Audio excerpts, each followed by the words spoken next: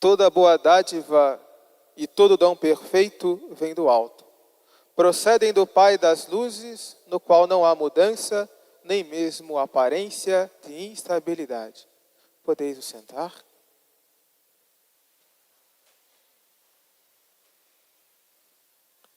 Amados irmãos, ao celebrar neste domingo, o quarto domingo depois da Páscoa, todas as leituras, todo o texto da Santa Missa nos anunciam uma bela e sublime verdade que será o tema da nossa meditação, nesta breve reflexão. Toda boa dádiva e todo dom perfeito vem do alto. Do que é que o apóstolo São Tiago está falando será o tema da nossa reflexão. Primeiramente, antes de meditarmos sobre isso que se diz na leitura da Santa Missa, lembremos primeiramente da grande bondade de Deus Nosso Senhor, que Ele manifestou na criação. Tudo foi criado por Deus, tudo foi criado por Ele e para Ele. Lembremos, portanto, da criação dos animais, das coisas materiais. Todas as coisas, por mínimas que sejam, Nosso Senhor criou com um fim preciso. E o fim preciso pelo qual todas as coisas foram criadas é a glória de Deus. Tudo Nosso Senhor criou para a sua glória.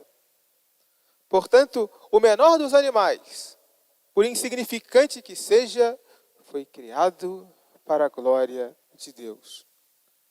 Mas como estas simples criaturas, sem o uso da razão, dão glória a Deus? Pelo simples fato de existirem. Pela sua simples existência, fazendo aquilo para o qual elas foram criadas, já estão dando glória a Deus. Mas Nosso Senhor, na sua imensa bondade, não criou somente os seres materiais e racionais. Criou também uma criatura racional e superior a todas as criaturas. Criou o ser humano. E criando o ser humano, Nosso Senhor nos colocou como que para presidir a criação, para dominar sobre a criação, sobre as coisas criadas, e não para sermos por ela dominados. E qual a razão da nossa existência? Para que nós fomos criados? Essa é uma pergunta que muitas vezes nós fazemos, sobretudo nos momentos difíceis da nossa vida. Para que estamos aqui? Lembremos, amados irmãos, somos criados para conhecer, amar e servir a Deus. E mediante isso salvar as nossas almas. Não fomos criados, portanto, para o dinheiro, para a glória mundana, para a fama, para o sucesso nesta vida. Não. Fomos criados para conhecer, amar e servir a Deus. E mediante isso salvar as nossas almas.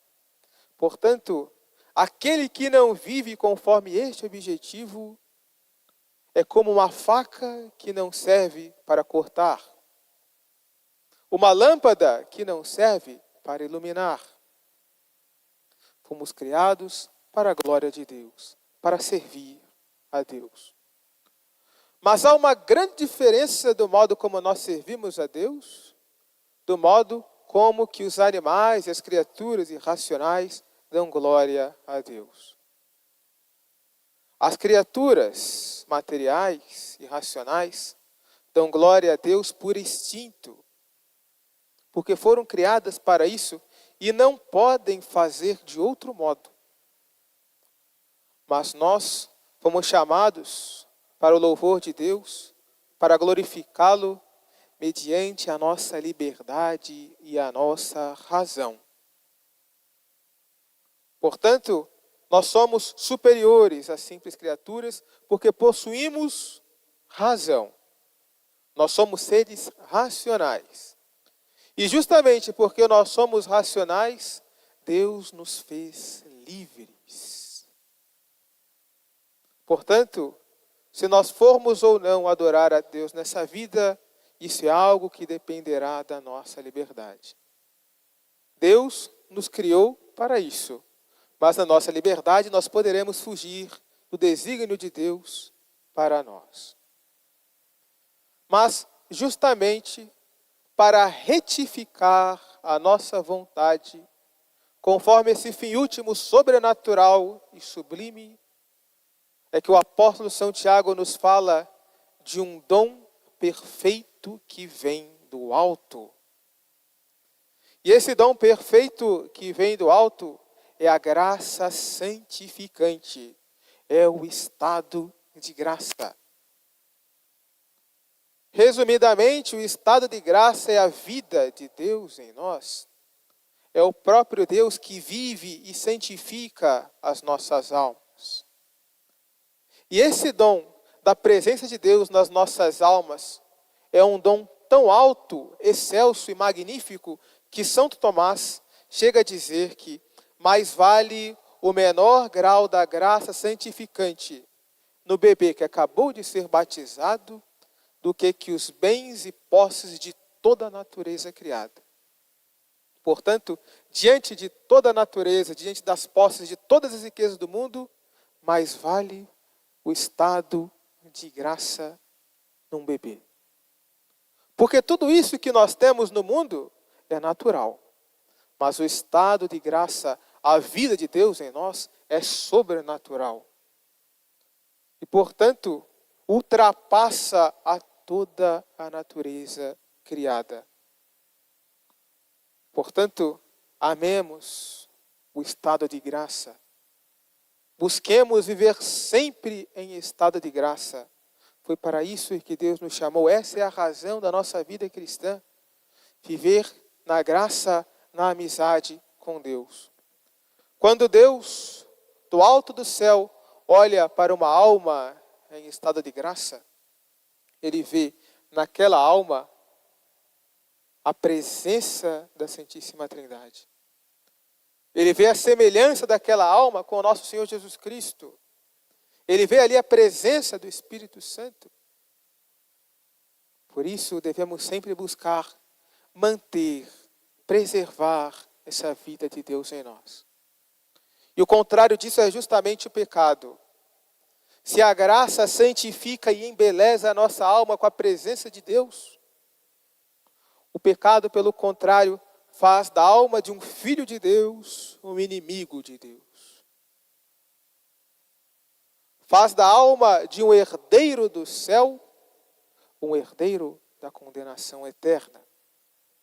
Por isso, sempre repitamos com muita frequência que seja o tema constante das nossas meditações: antes morrer do que pecar. É preferível a morte ao pecado mortal.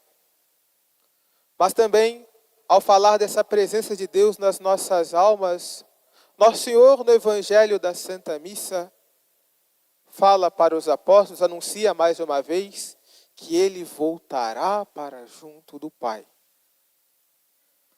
Mas Ele próprio consola os apóstolos, dizendo que voltando Ele para junto do Pai, virá o Paráclito. Essa palavra que vem do grego parácletos significa defensor. Quem é o defensor prometido por nosso Senhor?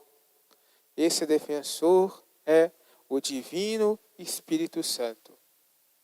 Portanto, já no dia de hoje, ainda nas alegrias do tempo da Páscoa, nosso Senhor anuncia a vinda do Divino Espírito Santo no Pentecostes.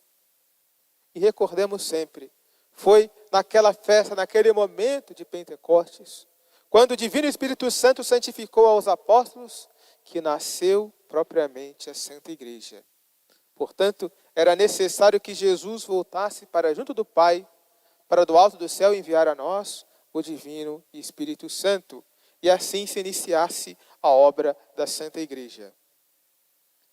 Mas uma das funções que o nosso Senhor garante, quando fala do Divino Espírito Santo, é que Ele virá para convencer o mundo do pecado. Por isso, a função do Divino Espírito Santo é nos tornar humildes. Lembremos então do cântico de Nossa Senhora: Deus resiste aos soberbos, aos orgulhosos, e exalta os humildes. Por isso, a função do Divino Espírito Santo é fazer do cristão humilde. E qual o maior ato de humildade que um cristão pode fazer? O reconhecimento de suas faltas e de suas misérias, o reconhecimento dos seus pecados, que nós fazemos, sobretudo, no momento da nossa confissão sacramental. Por isso, sempre busquemos viver nessa humildade, sempre analisemos, façamos corretamente o nosso exame de consciência, invoquemos o Divino Espírito Santo, porque sem uma boa confissão, sem consciência limpa, não há estado de graça. E sem estado de graça, Deus não habita, não santifica as nossas almas. Por isso, busquemos sempre essa humildade no reconhecimento dos nossos pecados. Uma breve história para ilustrar a importância da humildade na vida cristã, nós podemos encontrar num fato que é narrado pelo padre Francisco Alves, quando, no seu livro Tesouro de Exemplos, recorda para nós uma história muito bela e também verídica na perspectiva da graça.